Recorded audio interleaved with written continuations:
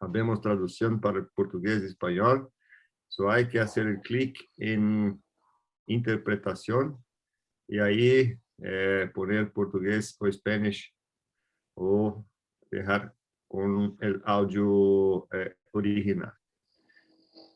Muito obrigado aos nossos tradutores, a Estela e o Nelson. Muchas gracias a los traductores, Estela y Nelson.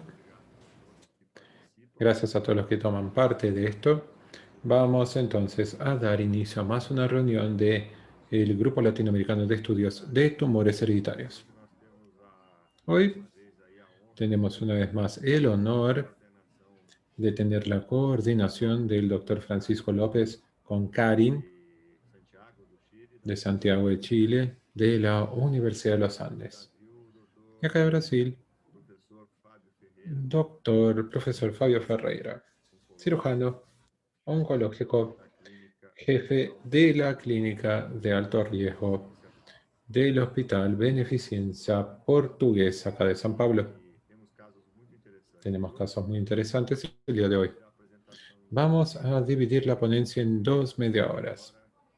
La primera media hora vamos a dejarlo para la ponencia de Francisco y Karin. La segunda media hora para la ponencia de profesor Fabio Ferreira. Me gustaría agradecerles por su disponibilidad de tomar parte en nuestra reunión. Recordando que la reunión pueden abrir su cámara y micrófono para participar. Entonces creo que podemos empezar. Vamos haciendo las preguntas y los comentarios mientras se desarrolla la ponencia. Por favor. Gracias, Benedito. Encantado de continuar en este proyecto de educación continua para Latinoamérica, que lo has liderado y lo has desarrollado en excelentes condiciones. Partamos, Karin, compartamos la pantalla.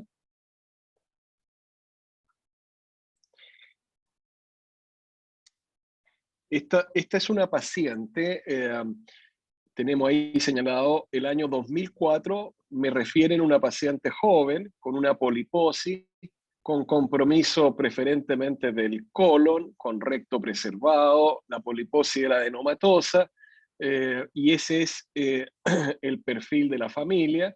Es una mujer joven en la cual nuestro planteamiento fue hacer una colectomía total con anastomo rectal. Anduvo todo muy bien, ella posteriormente tuvo un hijo, la mantenemos en vigilancia y la incorporamos al registro y entonces quisimos nosotros identificar su mutación y posteriormente trabajar con el resto de su familia. Karin, si quieres, sigue tú.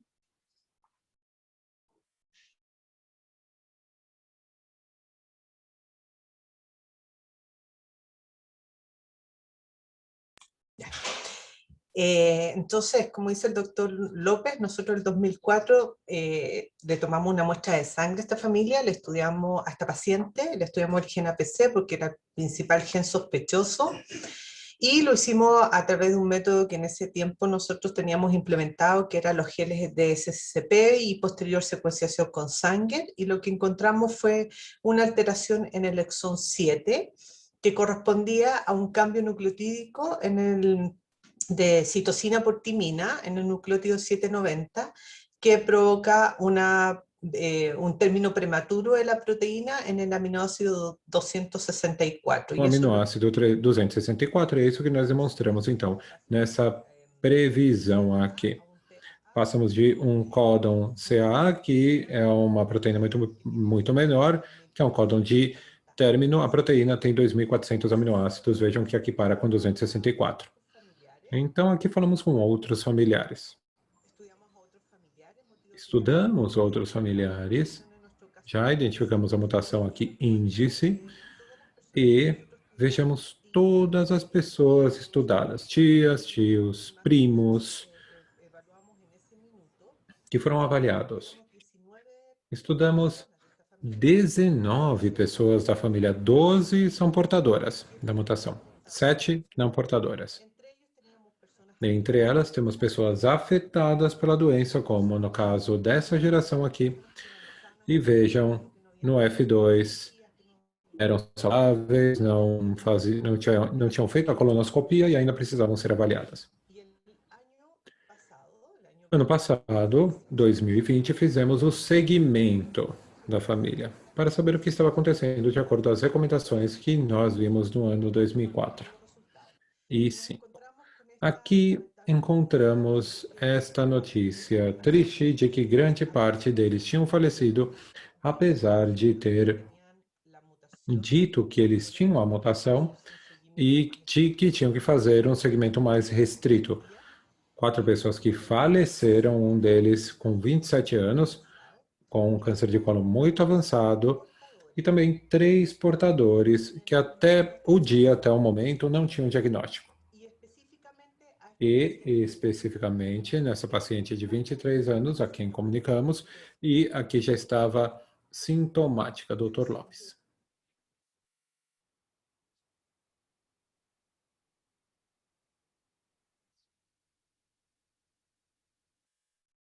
No te escucho, Francisco. Sí, discúlpame. ¿Ahora sí se escucha? Peço desculpas, agora me escutam? Ok.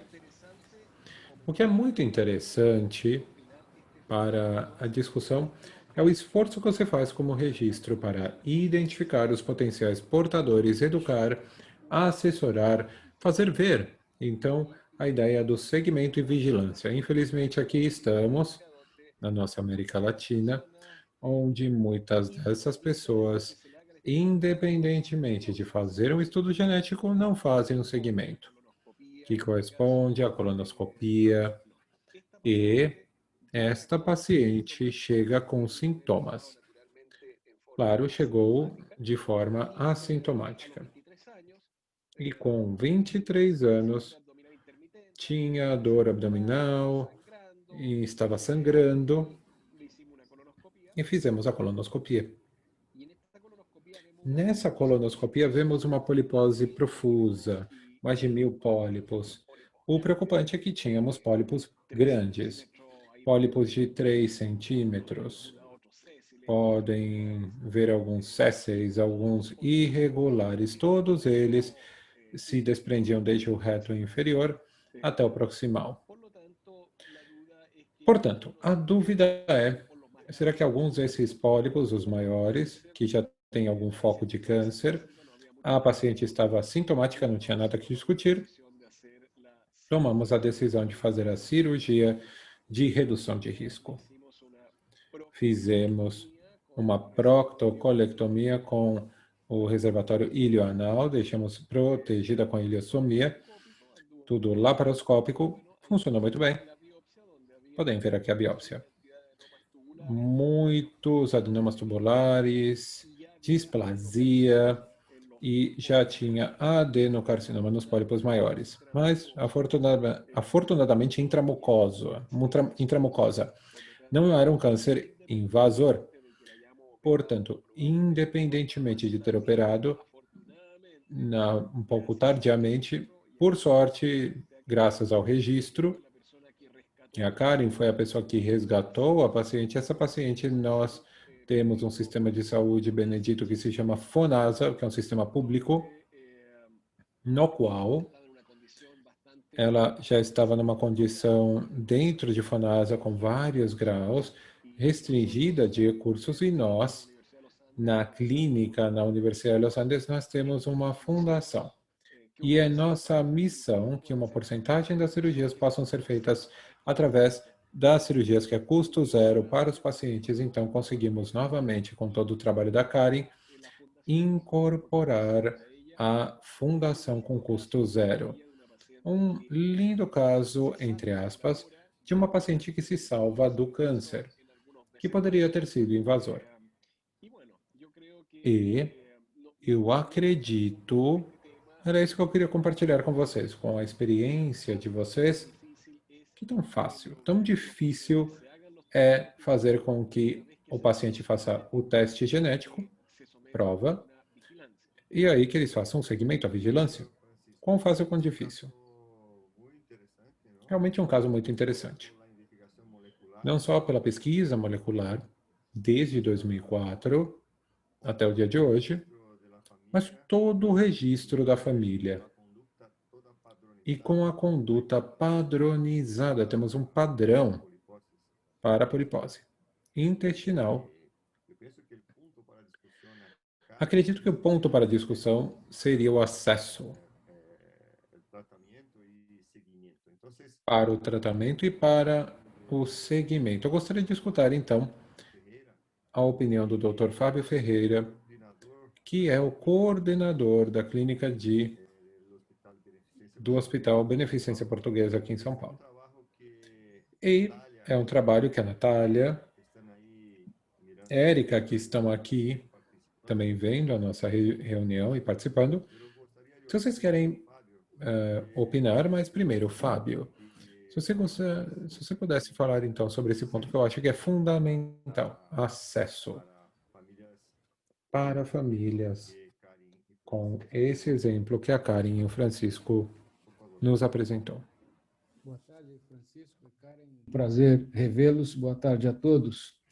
Eu acho que no Brasil nós compartilhamos de um problema parecido. Mesmo dentro de registros que têm uma estrutura bem montada, algumas famílias são muito grandes e muitas vezes nem moram na mesma cidade ou no mesmo estado. Então, há uma dificuldade real de se conseguir um acompanhamento ou que os familiares, mesmo sabendo, como você mostrou, da presença de mutação, façam um acompanhamento mais de perto. Acho que isso é uma realidade para nós aqui também. Eu queria aproveitar e dizer que um dos problemas que nós estamos vivendo atualmente nesse sentido do acompanhamento, ele se estende à questão do teste genético, né? Da possibilidade de oferecer o teste genético para todos os indivíduos da família. Quando o indivíduo tem uma fonte pagadora, um seguro, um convênio, ou uma condição que permita que ele arque com os custos, isso é viável. Porém, muitas vezes, quando você tem que estender para um número maior de pessoas que não têm um seguro, a gente tem alguma dificuldade. Uma outra questão que acho que é importante, e foi bom você levantar esse ponto para questionamento, porque, particularmente nessas famílias maiores, e quando o registro começa a ficar mais robusto, né, com um número muito grande de casos, nós temos uma ideia que está em desenvolvimento, mas ainda não aconteceu na prática, que é a criação de um aplicativo que seja capaz de dar sinais de alerta do momento da convocação de cada indivíduo, de cada família, né? Um programa, talvez utilizando já os programas que existem, como o Progeny e outros, mas de uma maneira mais fácil que fizesse os alertas individualmente dos indivíduos. É uma ideia que o Benedito tem há já algum tempo, mas nós não conseguimos colocar isso na prática ainda. Obrigado, Fábio. Eu queria a opinião da Érica também, por favor. Boa tarde. Natália e eu estávamos brincando aqui que agora o aplicativo se chama Eric Natália e Érica por enquanto, porque a gente ainda tem que fazer as coisas na mão. Realmente a gente tem um problema que está relacionado à contra-referência, né, a referência ao sistema único, porque nós temos famílias como essa que são numerosas e pessoas que têm seguro-saúde e outras que não. Nós já tivemos experiência, algumas instituições que reconhecidamente têm serviços de oncogenética, elas não recebem pacientes se não tiver um paciente índice já na instituição. Então, isso é um problema, porque às vezes a gente acha, mas a gente tem conseguido por vias informais. Mas eu acho que é importante que as instituições privadas tenham esse fluxo, né, de retorno dos pacientes que não tem operadora para o sistema único, para o seu segmento. E a gente sabe que o teste não está disponível, né, no sistema único de saúde, a não ser quando relacionado a algum projeto ou instituições que são filantrópicas e que elas têm programas de pesquisa que custeiam esses testes genéticos. Então, esse é um desafio particularmente muito grande também que a gente tem. Além da adesão, né, toda a questão psicológica, a questão emocional, que pode influenciar nesse impedimento, né, do segmento e mesmo na comunicação, porque também a gente sabe que tem pessoas na família que conseguem fazer essa comunicação da ocorrência da mutação para os familiares e outras que vão reter essa informação, né? Então, a gente também tem que olhar dentro de cada família quem é o vetor da informação de uma forma que seja adequada, que não assuste os familiares, que os impeçam de procurar o serviço para fazer o segmento. Muito obrigado, Érica. Penso que podemos caminhar para o segundo caso. Bem, acredito que podemos fazer o segundo caso. 15 minutos de apresentação. E eu gostaria de mandar um grande abraço para o nosso amigo Francisco, que está aí, em Shizawa. Está presente nessa reunião. Muito obrigado. Você sempre é bem-vindo. Francisco? Saludos, Juan. Benedito, te comento Bem, Juan, Benedito, o Juan está fazendo treinamento para o aconselhamento genético, então ele vai projetar essa atividade aqui na Bolívia. Ele vai fazer essa atividade na Bolívia. Por favor, Francisco. Francisco. Agora o microfone está cerrado, Francisco. O microfone está fechado. Bem, vamos com o caso clínico número 2. Dr. Benedito. Convidamos o Dr. Henrique Lanzarini. Por favor, se você pode abrir a sua câmera. É o caso de uma dupla mutação CDH1-BRCA2, como vamos demonstrar. E vamos discutir esse caso. Para contextualizar. Esta paciente, 44 anos, sã, saudável, e tem um antecedente da irmã, diagnosticada a 51 anos de idade agora, diagnosticada com Dr. Lopes. Diagnosticada aos 48 anos com um câncer de mama bilateral, a sua mãe, diagnosticada com um câncer de mama aos 45 anos, faleceu aos 56, sua avó materna, diagnosticada com câncer de mama, e vocês podem ver, faleceu, 62, o pai, câncer hepático, 58, faleceu aos 63, e o tio paterno, câncer de próstata, faleceu aos 65, o avô paterno, câncer de próstata, 65, e a avó paterna, câncer de mama, 57, faleceu aos 63. As duas irmãs moram na Argentina e essas duas aqui moram no Chile, né? Essa aqui, a saudável, fez um teste genético para verificar os antecedentes que ela tinha e foi identificado uma dupla mutação. Uma dupla mutação patogênica no BRCA2, que aqui a gente tem vê essa deleção, é uma dessas alterações frequentes em Askenazi, em judeus Askenazi, e a gente vê também uma mutação em CDH1, que também é patogênica e frequente, aqui descrita na literatura com frequência. Nós sabemos que esse gene BRCA2 vai levar um risco para uma pessoa de 44 anos de câncer de mama, ovário, pâncreas, e o CDH1 leva a um risco maior em mama e gástrico.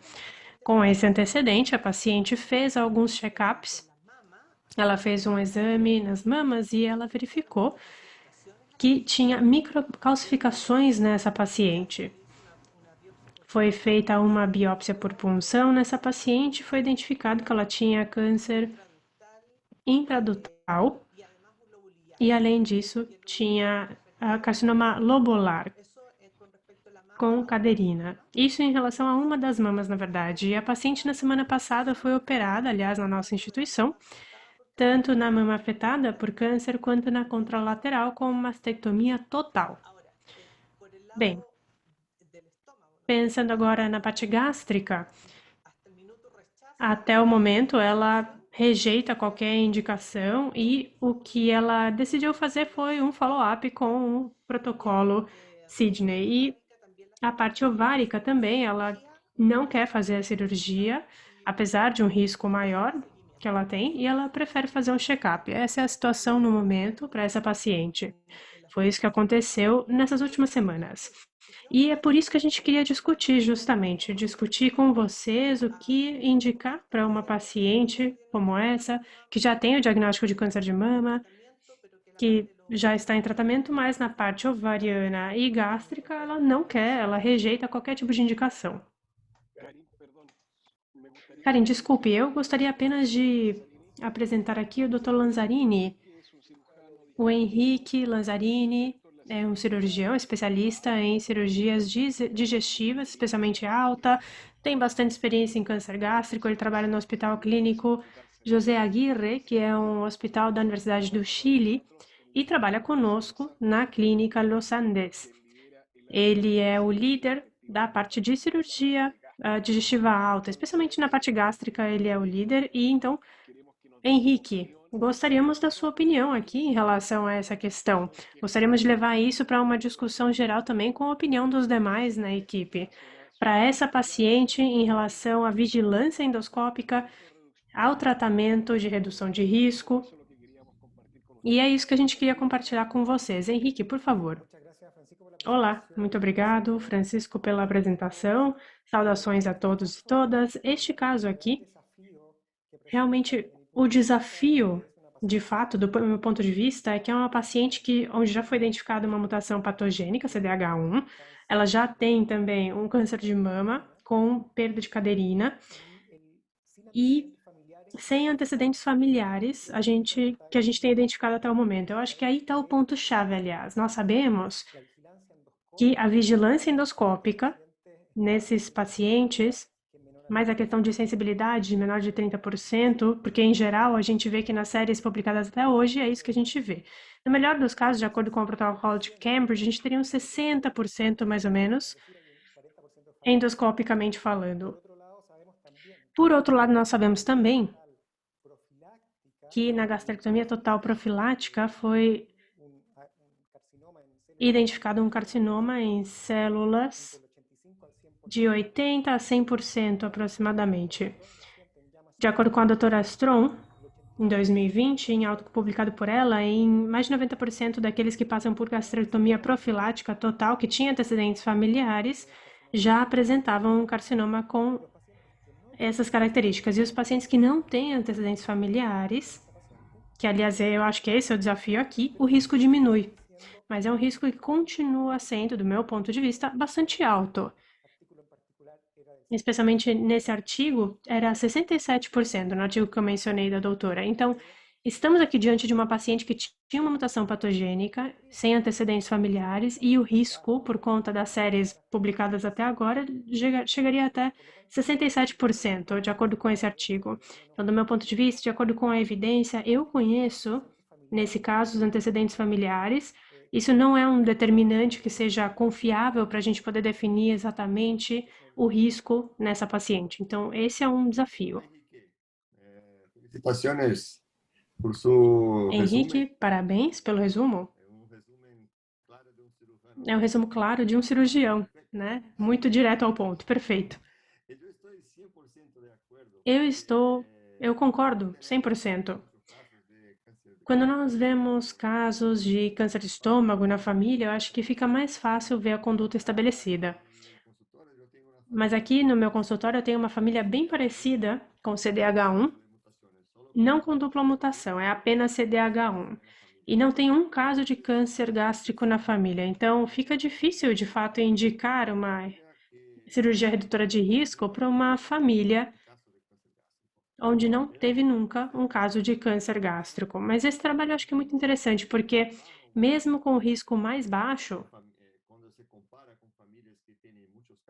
se a gente comparar com as famílias que têm muitos casos, eu acho que ainda assim o risco é alto. Vai para 50%, 70% aproximadamente. Então é um risco que é considerável para uma doença tão grave quanto o câncer gástrico difuso. Agora, se o paciente rejeita a cirurgia, depois de um aconselhamento genético adequado, o que a gente poderia fazer é fazer o follow-up, fazer o acompanhamento e manter a triagem. Outra coisa interessante é que a paciente era sã, era saudável, não tinha sintomas ou diagnóstico de câncer. Então, ela veio fazer prevenção e, de repente, quando fez a prevenção, rejeitou o tratamento redutor de risco. Isso é muito interessante do meu ponto de vista, porque ela vem para fazer uma prevenção e aí descobre uma possível causa para aquele aumento de risco e aí ela não quer fazer a prevenção indicada, especialmente para ovário e para câncer gástrico, que seriam dois tipos de tumores que são, como nós sabemos, a prevenção não é 100%. São tumores bem agressivos. Então, fica aberta aqui a discussão. Não sei se o Fábio, o Pablo querem comentar. Quem quiser ter a palavra. Os outros irmãos dela já fizeram o teste?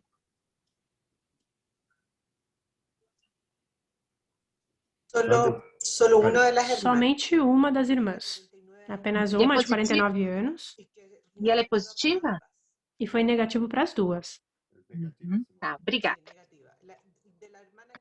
É, negativa. Da irmã que mora no Chile. As duas que moram na Argentina, aliás, vão para um centro em Buenos Aires agora. É porque eu acho que se as irmãs forem, se tiver alguma irmã positiva que topar fazer, que aceitar fazer a gastrectomia, e nesse caso, como o doutor falou, você tem uma chance grande de encontrar um carcinoma, mesmo que clinicamente o paciente não tenha nada, talvez esse seja um estímulo para nossa paciente de 44 anos fazer a prevenção, né? Isso mesmo. Obrigado, Simone. Fábio, você queria falar? Eu concordo. Eu talvez insistisse um pouco com a oforectomia, já que ela já tem 2 filhos, né? Está com 44 anos e é difícil fazer o rastreamento adequado de ovário, né? Mesmo fazendo com todo cuidado, há um risco de você fazer diagnóstico numa fase avançada.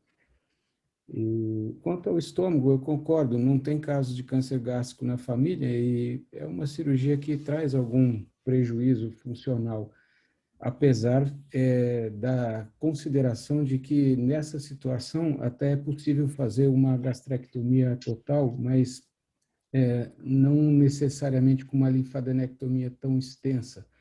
E aparentemente, talvez o colega da cirurgia possa comentar, né?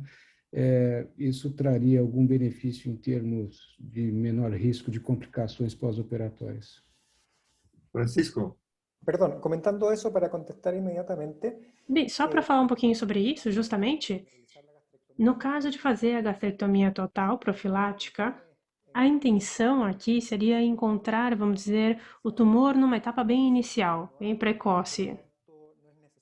E aí, nesse caso, não seria necessário fazer uma linfadenectomia estendida, apenas com a ressecção da primeira barreira, ressecção de T1, a gente já teria suficiente, porque a probabilidade de ter metástase linfática em T1A seria muito baixa. Hoje em dia, a gastrectomia a gente faz por via laparoscópica, o que, aliás, também tem todos os benefícios de não ser invasivo. Benedito? Sim, eu ia fazer um comentário. Eu ia comentar, eu não li o paper que o Henrique estava comentando, mas eu estava pensando, a gente deveria homologar um pouco os nossos conhecimentos sobre Lynch, por exemplo, de 15, 20 anos atrás, quando a gente estava começando com isso. A gente tinha uma taxa de eventos de câncer nas famílias, uma taxa de tumores metacrônicos, e se eu tenho tal mutação, o meu risco metacrônico é X, é 50, 70, por exemplo.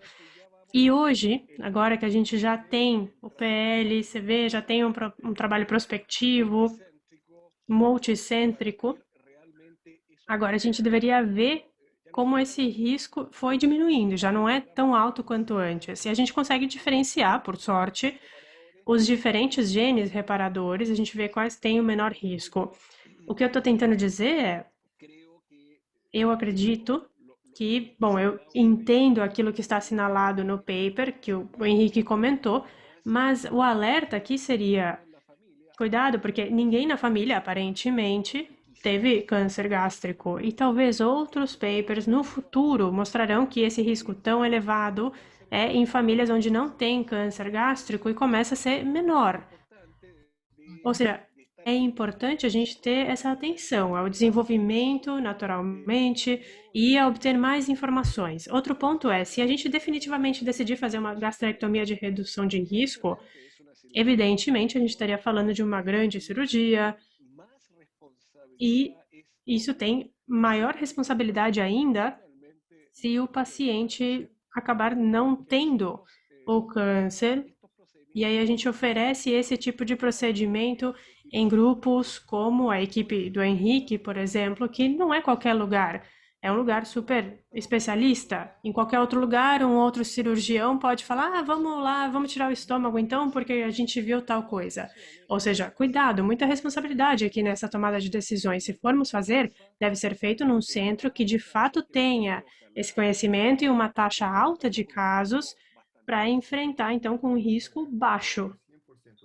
Eu concordo 100%, Francisco e Henrique. Tá? Também, essa é uma família muito interessante, porque vira e mexe, a gente sempre acaba lidando com indivíduos que têm duas variantes patogênicas em genes de predisposição hereditária diferentes, né? Nesse caso, esta senhora de 44 anos tem uma variante patogênica no BRCA2 e uma variante patogênica no gene CDH1.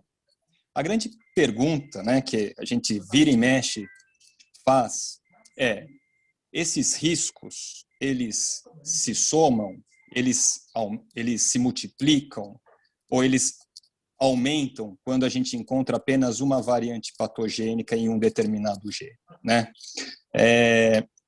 Então, os genes, os riscos, eles não se somam e eles não se multiplicam, né? Então, os riscos, eles continuam sendo considerados de formas separadas. Então, eu tenho os riscos para os órgãos-alvos do gene BRCA2 e eu tenho os riscos para os órgãos-alvos do gene CDH1, né? Nessa mulher, então, ela tem a variante nesses dois genes.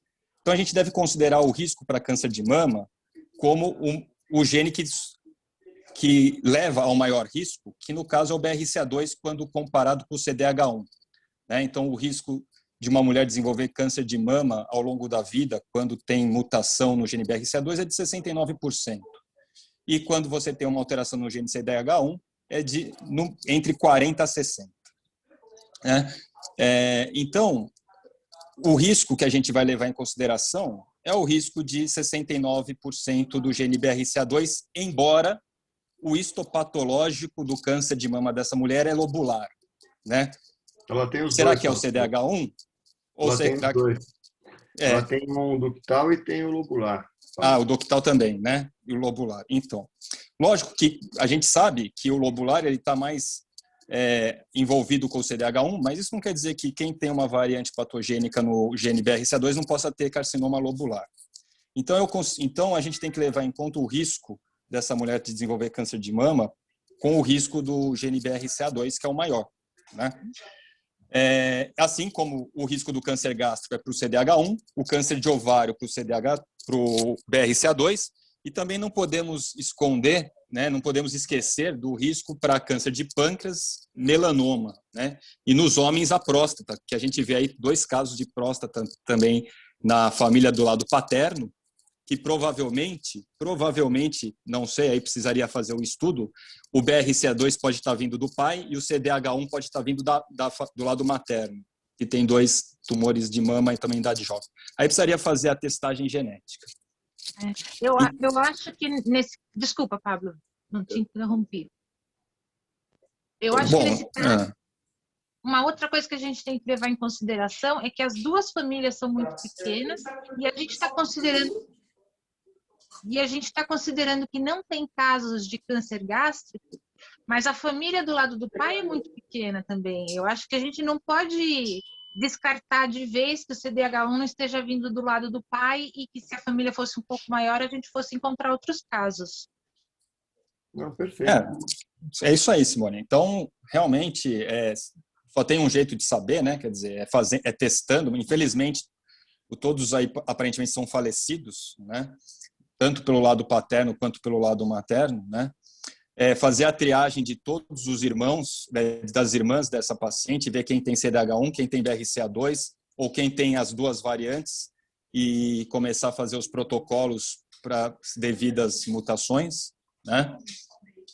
E uma outra coisa que desculpa, eu não comentei na primeira família, que vocês falaram da dificuldade de teste genético, mas quando a gente está falando do gene APC, que leva à polipose e adenomatosa familiar, uma maneira muito interessante de ver quem é portador ou não, sem fazer o teste genético, é fazendo o fundo de olho dos indivíduos e ver se eles apresentam a hipertrofia congênita do epitélio retiniano. Essa é uma maneira simples, barata, de ver quem pode ser o portador da variante patogênica no gene APC por um simples exame de fundo de olho. Então, essa é uma sugestão aí, se nós não tivermos... a gente não tem a possibilidade de realizar exame genético para o gene APC, você pode pedir uma avaliação do oftalmologista com fundo de olho e para investigar a hipertrofia congênita do epitélio retiniano. Era isso. Obrigado, Pablo e Simone. Essa família que eu tratei aqui em São Paulo com CDH1 patogênico sem câncer gástrico na família, eu fiquei com muita dúvida.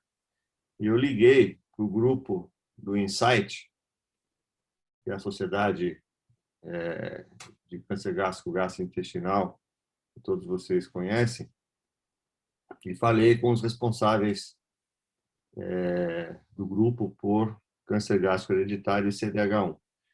E a opinião informal que me foi dada é que fazer segmento sem cirurgia em famílias sem antecedentes de câncer gástrico é uma dúvida universal. E fazer o segmento com pessoas experientes com endoscopia dentro do padrão de biópsias múltiplas que todos nós conhecemos é sim uma opção quando nos deparamos com uma situação como essa família apresentada hoje. Nós já estamos aí com 40 minutos de reunião. Eu vou passar a palavra para o Fábio, que está com a mão levantada. Fábio, você comenta a sua opinião e, em seguida, pode apresentar o primeiro caso, porque se esse aqui já é complicado, o que você vai apresentar é mais complicado ainda. Por favor. Não, o comentário é bem breve. Essa família mostra que se nós fizéssemos a sequência habitual anterior, né, sem o painel, e encontrássemos o achado de mutação no BRCA2, nós iríamos parar por aí, né? É interessante olhar sobre esse prisma. Cada vez mais com painéis, nós estamos vendo associações de mutações em genes diferentes ou no mesmo gene, como nós vamos ver, né? Então é algo perfeito que é o seu comentário. Os painéis propiciam diagnósticos múltiplos, né? Pode compartilhar a sua tela, por favor, Fábio.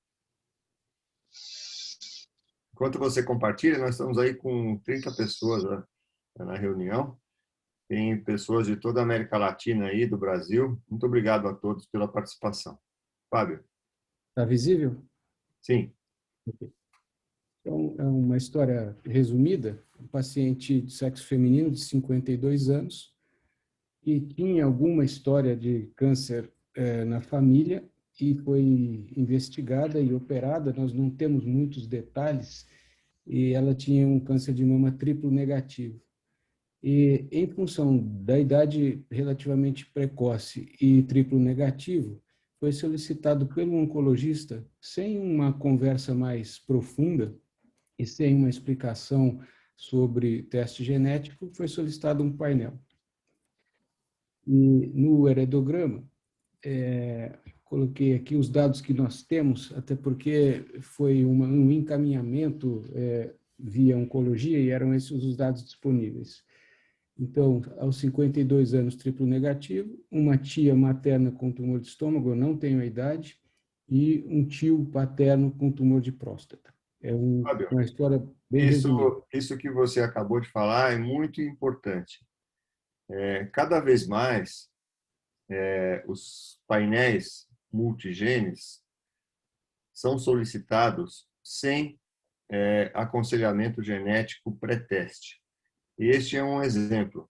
Essa mulher, por ter tido um câncer de mama triplo negativo, teve seu exame solicitado pelo oncologista sem aconselhamento genético antes de fazer o teste, né? Por isso que nós não temos o heredograma completo, porque não foi ainda, essa paciente ainda não foi atendida pela oncogenética, porque primeiro ela nos foi encaminhada e agora nós estamos diante de uma situação que para nós é muito difícil, né, Fábio? Pode continuar, por favor. Então, é isso que nós acabamos de ver um caso com mutação em 2 genes distintos, e essa paciente tem 3 mutações de BRCA, 2 no BRCA2 e uma no BRCA1. Né? Eu vou, todas em heterozigose, são todas mutações patogênicas. Eu vou colocar aqui as mutações. Essa é uma das mutações, é uma deleção do BRCA2. Não sei se alguém quer ver algum detalhe dessa mutação. Eu vou passar e posso voltar depois. A outra mutação no BRCA2 é uma duplicação, e no BRCA1 também uma deleção. As 3 mutações foram consideradas patogênicas. Vejam que, do ponto de vista de tratamento, o que ela fez foi só a mastectomia unilateral, né? E o teste foi realizado após o resultado, sem uma investigação, uma orientação prévia familiar. Eu coloquei aqui, só a título de discussão, o local dessas mutações e a relação com o risco de câncer de ovário, né? Uma dessas mutações, essa do BRCA1, pelo que eu entendi, estaria dentro dessa área de um cluster de maior risco para câncer de ovário. Eu fiz uma busca na literatura, a dupla mutação, né, em heterozigose, ela foi descrita já em alguns papers, né, tem 11, eu achei 11 trabalhos, e eu selecionei aqui um trabalho publicado agora em 2020, que tenta fazer uma revisão sistemática desses casos, e numa busca de literatura se encontrou 18 estudos, e desses 18 estudos, a partir deles se reúne 37 pacientes com dupla mutação patogênica. Apenas a título de curiosidade, eu destaquei aqui a origem desses pacientes, né? Aqui francês-canadense, mas chama atenção uma parte aqui de pacientes de origem judaica esquenazi, né? É um número considerável entre esses 37 pacientes que tinham origem esquenazi. Outra coisa que me chamou a atenção é que, se nós compararmos aqui a idade mediana de diagnóstico em quem teve dupla mutação, 51,9 anos, nessa coorte aqui, os não portadores de mutação, 61,3, quando comparado àqueles com mutação, dupla mutação no BRCA, há uma diferença significativa, portanto, e quando se comparou a dupla mutação com o BRCA1 exclusivamente mutado, os números são um pouco mais próximos, 51, 49,7, mas com o BRCA2 há sim uma diferença mais significativa. Aqui uma mediana de 58 anos versus essa de 51,9, isso também é significativo. Então é curioso esse achado. Outro dado interessante que esse estudo traz é uma tentativa de comparar o prognóstico. Então, essa linha cheia aqui abaixo é a curva de sobrevida livre de doença das pacientes com dupla mutação. Essa mais próxima é dos pacientes sem mutação e aqui acima BRCA2 e no intermediário BRCA1. Nas duas coortes esse desenho mais ou menos se repete, sugerindo, talvez, algo para se discutir, que a dupla mutação, por alguma razão, possa conferir um prognóstico pior. Ok, vou interromper aqui e passo a palavra a Benedito para comentários, discussões. Eu abro para discussões. Alguém quer fazer um comentário? Francisco, Karen, Érica, Natália, Pablo, Simone, todos que estão aí poderiam comentar. Pablo, você ergueu a mão? Você está com o microfone fechado. Deixa eu fazer a pergunta para o Pablo. Ele acabou de comentar que as mutações não somam o risco. E que se for no mesmo... Vamos lá. Caso, Fábio, você pode voltar nas mutações, por favor? Claro. São duas mutações no BRCA1, é isso? Não, duas no BRCA2 e uma no BRCA1. Essa do BRCA1... Então, vamos ver as mutações. Aqui. Tá, vamos ver as mutações. Tá, esse é um frame shift. Isso. E a do BRCA2 também essa também é um frame shift na 3033. E vamos ver a outra. E essa aí é uma deleção que provavelmente também vai levar aí a um frame shift. Né? Então, na verdade, vamos lá. Sem dúvida, ela é uma dupla heterozigota, ela tem uma mutação em heterozigose no gene BRCA1 e ela tem uma mutação no gene BRCA2. O que é interessante aqui? Essas duas mutações no BRCA2, elas estão em cis, ou seja, elas estão no mesmo gene e não em genes diferentes, elas não estão em homozigose, tá? Ou seja, não tem uma alteração em um alelo e a outra mutação no outro alelo, porque senão ela teria um quadro muito mais grave, que é a anemia de Fanconi, com uma mutação nos dois alelos do BRCA2. Então, a gente, só pela clínica, já pode concluir que essas duas mutações no gene BRCA2 estão no mesmo alelo. Tá? Uma outra coisa é que uma das mutações ela vai ser anulada pela outra. Tá? Porque, veja, a mutação que está na posição 1813, deleção por A, na hora que ela for traduzida lá no ribossomo, é ela que vai ser a principal, já vai causar uma parada de tradução, sendo que a outra mutação, a que está na posição 9097, nem vai chegar a ser traduzida no ribossomo. Então, na verdade, ela tendo essas duas mutações no gene BRCA2 em cis, ou seja, no mesmo alelo, só uma delas é que realmente importa, porque na hora que o RNA mensageiro for traduzido no ribossomo para formar a proteína BRCA2, a última mutação, a do 9097, ela vai ser desconsiderada, nem vai chegar, o RNA mensageiro nem vai chegar lá para ser traduzido. Então, na verdade, a gente pode considerar aí que essa paciente, ela tem uma mutação no BRCA1 e uma mutação no BRCA2, já que essa mutação anula a outra BRCA2, tá? Bom, se ela vai aumentar ou não o risco, na verdade, os riscos eles não se somam e não se multiplicam, tá? Então, você tem o risco independente do BRCA1, que é altíssimo para câncer de mama, né? E você também tem o risco para BRCA2, que também é alto para câncer de mama, né? Então, agora, a gente sabe que BRCA1 e BRCA2, elas participam da mesma via, né? Da mesma via de regulação, né? Para reparo de mutação, que é a recombinação homóloga.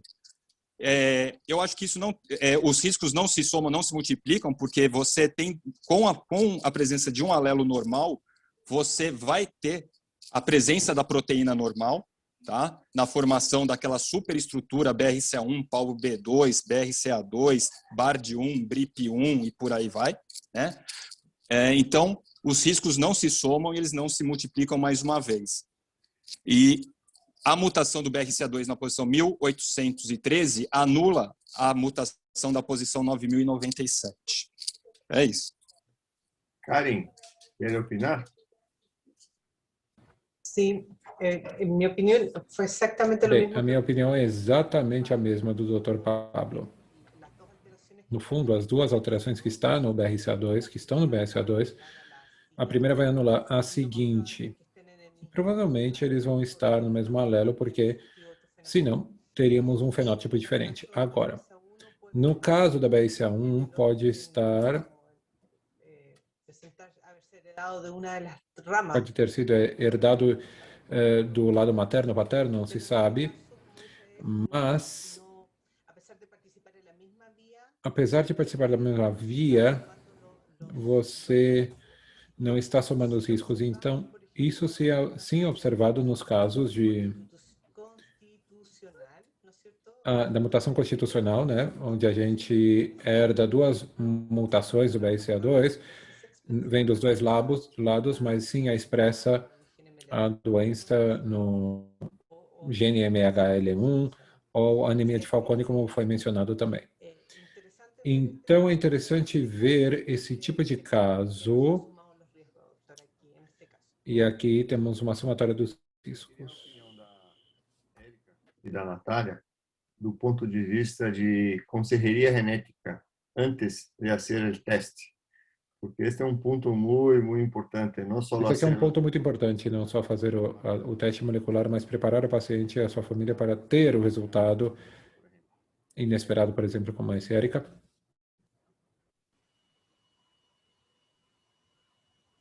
Olá. Érica, por favor. Está ouvindo, Érica? Eu acho que não está ouvindo a Natália. Não. No microfone. Ah, não funciona. Tá. Então, vou falar em nome de nós duas. É sempre muito difícil, né? Um aconselhamento genético. Sem um aconselhamento genético pré-teste, e sempre uma coisa é a própria paciente, né? Ou seja, a paciente precisa de um tempo para amadurecer a possibilidade de ser portadora de uma variante patogênica. A outra questão é nossa também da equipe, né? Quando você tem uma paciente que vem no aconselhamento genético pré-teste, você já conhece a paciente, você já tem uma ideia da família e como isso se dá. Então, para o aconselhamento genético pós-teste, as estratégias que vão ser utilizadas, elas já são baseadas numa avaliação anterior a essa paciente, né? A gente sabe que tem alguns pacientes que são extremamente, que estão ansiosos, então isso também, lembrando que essa paciente acabou de receber o diagnóstico de teste do tumor, então é uma situação que também é importante considerar no aconselhamento, em que momento que essa paciente está da sua doença. Às vezes ela está descobrindo que ela é portadora de câncer de mama, que ela tem um tumor que precisará de quimioterapia antes da cirurgia, por exemplo, e aí depois ela vai ser encaminhada e vai ficar nesse limbo entre a oncologia e o aconselhamento genético, também porque é voluntário, né? A paciente é encaminhada, mas ela virá se ela tiver disposta a, né? Não é uma coisa obrigatória, a gente também não pode, por outro lado, apesar de falar da importância disso. Então, eu acho que tem vários aspectos que, quando você tem situações como essa, a gente tem essas dificuldades que são colocadas, né, frente a esse aconselhamento. Obrigado, Érica. Alguém mais gostaria de... Alguém mais? Essa questão de solicitação do teste sem uma orientação prévia, pré-teste, tem se tornado mais comum em função do aspecto de utilização da informação com finalidade terapêutica, né? A gente tem visto mais isso, né? Eu acho que é algo que vai se tornar mais comum e não é bom, de fato, como foi comentado, né? Sem dúvida, o teste está sendo pedido de maneira mais ampla por vários colegas oncologistas e outras especialidades. De maneira nenhuma, eu acho que isso não deva ser feito, porém, o paciente deve ser orientado adequadamente, na medida que você pode ter resultados como esse, né? Explicar essa possibilidade ao paciente e as consequências para o paciente e para a família. Então, o aconselhamento genético é parte fundamental do apoio e da realização dos testes. Eu sempre fui contra restrições para a solicitação de testes para determinadas especialidades. Eu acho que isso está errado. Agora, quem pede, qualquer que seja o exame, ele tem que ter as responsabilidades de suprir o cuidado ao paciente de acordo com o exame que está sendo solicitado. No caso aqui, um painel multigênico. Pablo, você quer falar? Não é que a sua mão está levantada aí, por isso que eu não, mas eu concordo com você. Eu acho que todos, né, somos médicos, independente da especialidade, somos enfermeiros, aconselhadores, né? Eu acho que quando você tem uma conduta, você tem que ter a responsabilidade dessa conduta. Então, se você pede um teste genético, independente da especialidade que você seja, você tem todo o direito de pedir, você estudou para isso, você é formado para isso, né? Mas você tem que realmente fazer um aconselhamento pré-teste, né? Tem que explicar o que é o teste genético, quais são as medidas a serem tomadas, quais são as possibilidades de resultados, né? Fazer o heredograma, né? Fazer a história familiar, que é importantíssimo, coletar todos os dados dos indivíduos dessa família, né? E depois realmente fazer o aconselhamento pós-teste com o resultado em mãos, né? Então, eu concordo com o professor Benedito, eu acho que é isso mesmo, né? E a gente vai ver, essa é uma situação, né, que veio para ficar, né? Quer dizer, então, cada vez mais nós veremos, não só na oncologia, mas como em todas as outras especialidades, solicitando testes genéticos, né? E eu acho que quando você solicita um teste genético, assim como qualquer outro exame, você está embutido das suas responsabilidades. Muito bem. Fábio, nós temos 7 minutos. Você acha que você consegue apresentar esse caso? Ou a gente deixa para a próxima reunião? Eu passo de maneira rápida, acho que é possível, mas para ilustrar que também é um caso que tem um achado não muito frequente, né, do ponto de vista molecular. É uma paciente de 35 anos que estava fazendo o acompanhamento e rastreamento em função de história familiar, acabou fazendo uma biópsia dirigida por alteração de imagem, veio um carcinoma, ela foi submetida, sem passar previamente por orientação também em oncogenética, a uma cirurgia conservadora da mama com biópsia de linfonodo sentinela e reconstrução. O resultado mostrou um carcinoma com expressão de receptor de estrógeno, mas negativo para progesterona e HER2, e foi recente, foi encaminhada para um tratamento adjuvante, com proposta também de tamoxifeno, e aí foi dirigida para o serviço de oncogenética, depois do tratamento cirúrgico ter sido realizado e a conduta definida. Essa é o heredograma da família, então, 35 anos, ela tem uma tia materna que teve um câncer de mama aos 58, está falecida, a mãe tem 71, né, está viva, não tem histórico, e tem aqui uma prima, né, filha dessa tia materna, também com câncer de mama em idade jovem. Foi submetida, então, ao aconselhamento e à solicitação do painel, e o achado foi de uma alteração em SHEC2, porém em homozigose. Então, essa é a curiosidade do caso, é uma mutação que leva aqui a uma substituição de uma arginina por uma glicina. Pablo, não sei se você quer ajudar e comentar essa mutação. Eu depois vou mostrar, eu fiz uma busca da literatura para ver o quão frequentes são essas mutações de homozigose em SHEC2, vou comentar rapidamente. Deixa eu falar então, em função do tempo, aí acho que você comenta no final, fica mais fácil. Isso aqui eu posso pular, é só para mostrar, eu tinha feito uma análise, que essa mutação 1100-DLC, né, que leva uma proteína truncada em SHEC2, ela é mais comum no leste europeu e no norte da Europa, 1 em cada 100 ou 200 indivíduos, um pouco mais rara na América do Norte, 1 em 333 a 500, não existe praticamente na Espanha e na Índia, e está associada a um risco de câncer de mama 2 vezes maior nas mulheres e 10 vezes maior nos homens. Essa não é a mutação que nós estamos vendo, né? Eu só estou colocando aquilo que está mais frequente na literatura. E nem aqui é em homozigose, é só para lembrar um pouco do SHEC2. Existem outras mutações também já descritas como risco aumentado. Vou passar mais rápido para o interesse do tempo. E quando você busca por mutações em homozigose no gene SHEC2, eu encontrei 7 publicações e me pareceu interessante comentar 2 artigos. Esse é um deles.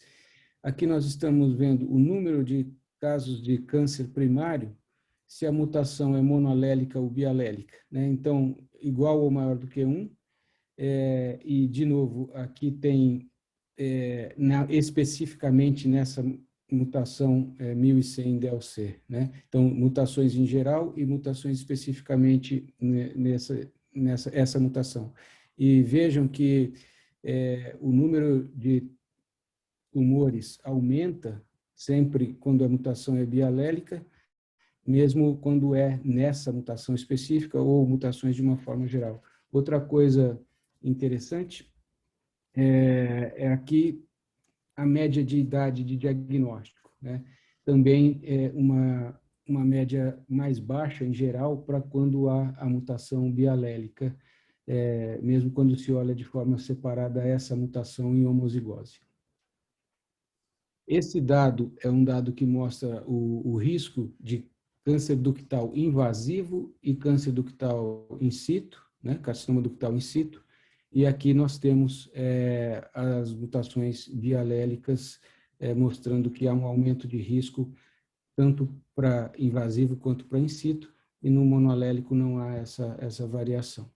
Apenas como curiosidade, coloquei aqui uma comparação, de novo, das médias de idade, de câncer em geral, 44 anos, 47 anos, de câncer de mama, 44, 48, ancestralidade mais comum em brancos não hispânicos, 71% dos achados dessa publicação, 22 casos de mutação aqui bialélica são nessa população branca não hispânica. Em segundo lugar, estaria aqui hispânicos da América Latina. E aqui, na última quadro destacado, é a história pessoal de câncer. Vejam que câncer de mama é aquilo que é mais frequente e chegou a 80% quando tem mutações bialélicas, e ovário também é um pouco aumentado, 6,5%. Apareceu aqui em terceiro lugar o câncer de pâncreas, mas é um único caso aqui, acho que precisamos olhar com algum cuidado. Ainda nesse estudo, que o risco vai de 41 para 82, né, Fábio? Para mama, que você mostrou aí. Aqui sim, isso. Uhum. Aqui tem um outro dado interessante, que acho que é isso que você queria mostrar, essa tabela mostra isso. Aqui é uma comparação de monoalélico com bialélico, e aqui a mutação específica, né, 1100 del-C, em homozigose ou monoalélico. E vejam que 41, qualquer câncer, né? Desculpa, câncer de mama em qualquer idade, 41%, 80%. Abaixo dos 50, 23%, 61%, né? Um segundo primário de câncer, 8,1, veja como aumenta o risco, 22, isso também vale para essa mutação, 8,2 e 31,2, e câncer de mama em qualquer idade, mais algum câncer não de mama, também há um risco um pouco aumentado. Então, é um dado interessante. Nesse outro estudo, é um estudo também dessa mesma mutação, homozigose dessa mutação apenas em 3 casos, de um total de 1.422, mas se nós olharmos com mutação em CHEK2, eram 45, dos quais tinham 3 com mutação em homozigose. Nesse estudo, o que chama atenção é que os 3 casos tiveram câncer de mama bilateral, isso que eu destaquei aqui. O autor até mostra uma curva de sobrevida, mas são apenas 3 casos, e esses 3 casos não evoluíram muito bem e tiveram tumor de mama bilateral. Por último, esse outro estudo era mais para mostrar o perfil em termos de expressão de receptor de estrógeno, progesterona e HER2. Não são situações triplo negativa, a maior parte das situações tem expressão de estrógeno e progesterona, e HER2 é um pouco variado nesses 8 casos que foram aqui listados nessa outra publicação. Então, voltando aqui ao caso, Pablo, talvez você possa me ajudar aí na interpretação dessa mutação e se nós teríamos um risco aumentado. Eu lembro que a paciente fez só uma quadrantectomia com reconstrução. Obrigado, Fábio. Excelente revisão você fez. Pablo, você tem 1 minuto para comentar. Bom, essa mutação é uma mutação missense, né? Então, você tem a troca aí de uma arginina para uma glicina aí na posição 1117, Tá? Normalmente as mutações missense, dependendo de onde elas ocorrem, elas conferem um efeito funcional, uma perda de função mais leve para a proteína, o que pode explicar o fenótipo mais brando, mesmo sendo em homozigose. Mas, sem dúvida, o que a gente viu aqui é que, veja, quando você tem uma variante patogênica em homozigose no mesmo gene, ou seja, presença nos 2 alelos, você vê que o risco ele dobra. Aí sim, você tem um risco aumentado quando comparado com uma mutação em um único alelo. E é muito interessante, né? Porque você vê que o risco ele praticamente ele dobra mesmo, né? A porcentagem de desenvolver o câncer, seja ele de mama, de pâncreas, né, de cólon, ele dobra quando comparado com a mutação em heterozigose. Tá? Então, é um caso super interessante. Uma coisa que eu gostaria de perguntar aqui é se os pais são consanguíneos, né? Porque toda vez que a gente tem uma mutação em homozigose com a mesma variante, nos 2 alelos, né, a gente sempre tem que ver se esses pais são consanguíneos, né? Eu chequei essa informação com a Natália, ela acho que não está conseguindo se expressar aí, o microfone. Não são. E acho que a pergunta principal, em função do tempo, Benedito, se você quiser responder. E agora, se o risco é aumentado, é cheque 2, ela fez só uma quadrantectomia. Acho que você respondeu essa pergunta na sua apresentação, né, Fábio? Você está com a resposta na sua apresentação. O risco é de 80%, né? Não, 80%. E os 3 casos que tinham homozigose tiveram um câncer de mama bilateral, 100% dos casos. Então, acho que diante disso, essa paciente tem que ser orientada no sentido de seu risco. Claro que a decisão final não vai ser nossa, vai ser dela. Mas ela deve ser orientada com relação ao risco de 81% de câncer de mama bilateral. Eu acho que, mais uma vez, né, a falha de se fazer todo o tratamento sem o resultado do painel, né, ela vai ter que ser reorientada em conjunto com os profissionais que a acompanham, tanto da cirurgia de mama quanto da oncologia. Mas, para mim, a resposta está na sua apresentação, Fábio. Nosso tempo terminou. Eu gostaria de agradecer ao Fábio, à Karen, ao Pablo, ao Francisco, à Érica, todos que participaram dessa apresentação, a todos que nos assistiram, várias pessoas aí de toda a América Latina, de todo o Brasil. Muito obrigado a todos. Eu acho que a função dessa reunião é trazer à discussão essas dúvidas e essas condutas para que a gente possa aperfeiçoar o nosso cuidado aos nossos pacientes. Agradecer também ao Nelson e à Estela, que brilhantemente sempre nos fazem a tradução aí de dupla via, português e espanhol. Muito obrigado a eles. E obrigado também à Gene1, que proporciona a gente poder usar essa ferramenta maravilhosa aqui, que é o Zoom profissional, que o grupo de estudos de tumores hereditários tem acesso para desenvolver essas reuniões. Então, pessoal, muito obrigado. Um bom fim de semana a todos e até daqui 2 semanas com um novo encontro do nosso grupo. Muito obrigado. Francisco, um abraço, Karen. Graças. Tchau. Tchau, gracias.